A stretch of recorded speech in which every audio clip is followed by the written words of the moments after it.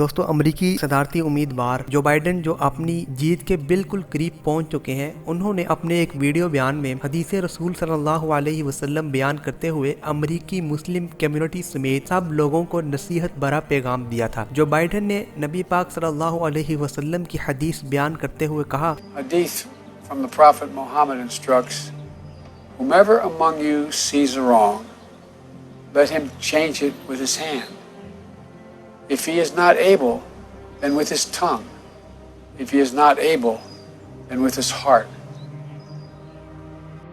حضرت محمد صلی اللہ علیہ وسلم نے ارشاد فرمایا، جو تم میں سے برائی کو دیکھے تو اس کو ہاتھ سے روکنے کی کوشش کرے، اگر اس کی طاقت نہیں رکھتا تو اس کو زبان سے روکے، اگر اس کی طاقت بھی نہیں رکھتا تو اس کو دل سے برا جانے۔ جو بائیڈن نے کہا کہ آؤ اس نصیحت پر عمل کرتے ہوئے امریکہ کے قانون اور آئین کو تسلیم کرتے ہوئے ہم بہتری کی طرف بڑھنے کی کوشش کرتے ہیں۔ انہوں نے کہا ہم سب کو اس طرف بڑھنا چاہیے تاکہ اپنی فیملی، محلے داروں، رشتہ داروں اور ملک کے لیے بہتری کا عمل شروع کیا جا سکے۔ جو بائیڈن جو کہ اپنی جیت کے بالکل قریب پہنچ چکے ہیں اور انہوں نے اپنی صدارتی الیکشن کیمپین کے دوران یہ حدیث مبارکہ کوٹ کی تھی۔ جو بائیڈن نے اس سے پہلے اپنی ایک تقریر کے دوران انشاءاللہ کا لفظ جب استعمال کیا تو پورا سوشل میڈیا ان کے خلاف بولنا شروع ہو چکا تھا۔ امریکہ میں اس دفعہ 70% مسلم کمیونٹی نے جو بائیڈن کو ووٹ کاسٹ کیا ہے، جو کہ اس بات کی دلیل ہے کہ جو بائیڈن امریکہ میں مسلم کمیونٹی میں کافی زیادہ مقبول ہیں۔